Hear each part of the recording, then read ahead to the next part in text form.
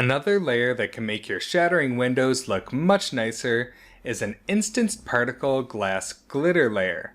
Now typically, you would render this by itself with the other geometry in the scene as holdout matte objects, but here I've included the monster and the window panes with some dark shaders just to give it a little bit of context. So if we play through that, you can see that it's just a very reflective pass that's giving us lots of extra glints from all of these particulate pieces that are mixed in with all of the glass shards.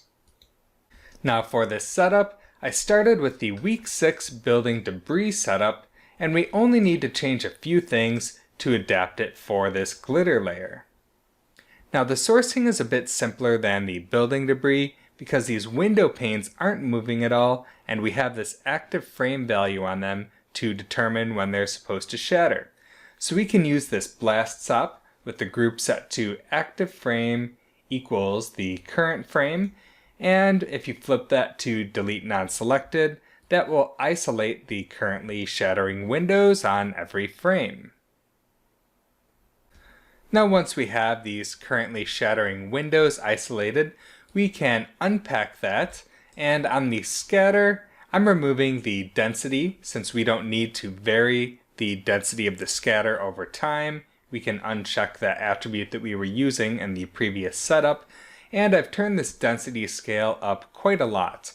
Ultimately in the render, we're only going to see a small portion of the particles because we're only going to see those that are currently reflecting some highlights back at the camera.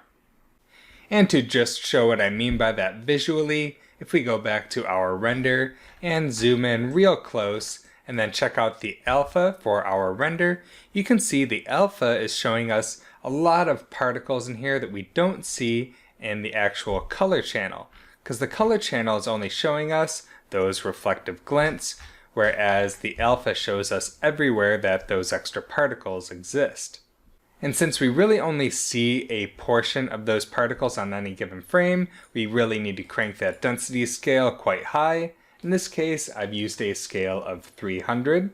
And after we have those points scattered, I leave this camera calling in place that we set up in that week 6 debris setup. I've also left the ramped P scale the same as it was set up for the building debris, because it seemed like it worked pretty well for this also.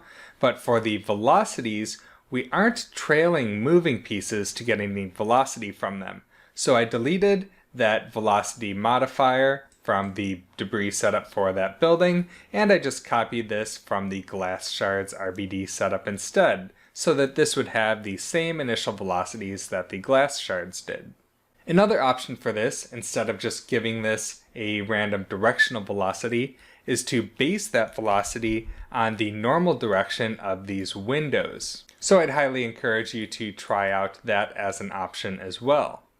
Now for the randomized angular velocity, I just turned that up. I doubled it from 10 to 20 to make sure that we'd get lots of glints from rapidly rotating particles. And we don't need to touch the randomize orient that we had already set up. And the DOPNet itself is all the same as the building debris as well. Didn't need to make any changes in here whatsoever. Of course, we need to change the file cache path to point to a different location than the building debris. And I also moved the attribute delete before the file cache just to do some extra cleanup. And I also deleted the unnecessary group that we had on there, because I've been getting a little bit low on disk space and wanted to optimize this as much as possible before caching. Now for the instancing, we're not putting lots of different instances on this like we did with the debris, so I've bypassed this geom ID randomizer and this render attributes wrangle that was setting our instance file paths, and instead I'm just using copy to point instancing here. I've also added the camera calling at instance time so that we're not bothering to instance all of the points that are outside of the camera view. And the objects we're instancing can be either boxes or other shapes like the icosahedron or dodecahedron. And the key here is that you want to use some sort of an angular shape that will pick up those nice directional reflective highlights. I've always been in the habit of using boxes, but I know some people do prefer these other shapes. Now for the actual copying, instead of doing copy stamping, I'm just using the copy to point SOP. I've removed all of the set attributes here because we don't need any attributes copied to our geometry except for this velocity data, which is under add here, and I've turned on the pack and instance option. And of course I've added a null so that we can reference this later and directly point to this for rendering. And I've also added a color SOP so that we can see this a bit brighter in the viewport. Now for the actual rendering of this, I never point the render ROPs to the geometry section containing the actual setup. I always set up some separate render objects to point to. I always prefix these with render just as my own personal convention and color code them to make them stand out obviously in the scene. And for my glitter pass, I rendered this with Redshift. And one important thing to remember if you're doing Redshift rendering and if you're doing this packed copy to points type instancing is to turn on this instance SOP level packed primitives option here. This Redshift object parameters section will only be available if you turn on the Redshift options by using that button on the shelf. And this is very important so that this will load up those packed objects in a nicely instanced way instead of as some raw geometry. Now jumping over to the out context, you can see in my Redshift node here, I've rendered the glitter along with the window panes and shards and the monster. And as I mentioned at the beginning of the video, you typically want to render the glitter by itself with the other objects as holdout matte objects so that you can have that flexibility in compositing. And this is true regardless of whether you're rendering in Redshift or Mantra or something else entirely. And for this glittery lighting, we generally want to keep it very simple. For this type of pass, I generally don't bother including any environment lights or anything like that. Usually I'll just go with a much more basic lighting setup.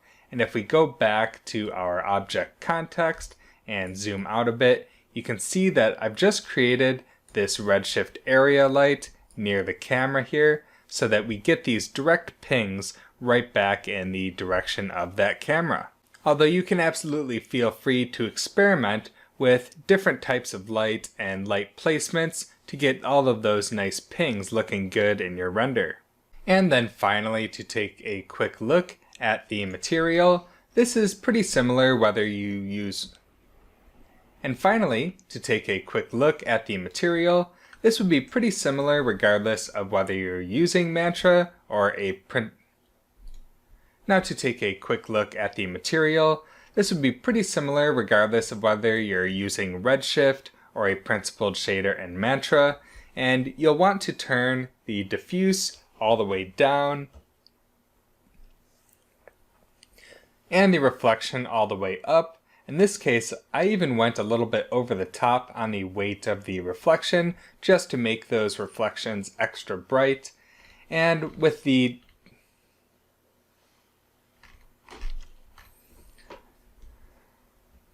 Now to take a quick look at the material, this would be pretty similar regardless of whether you're using Redshift or a Mantra principled shader or something else. And I've turned this diffuse all the way down to 0. The reflection you want all the way up, and in this case I've actually cranked that a bit more than 1 to enhance and make those reflections even brighter. And I've also turned off the refraction / transparency, although I have rendered this many times with that turned on in the past. And finally, with all of that set up, you'll have this nice sparkly glitter pass that will make your Windows shader look much nicer when everything is composited together.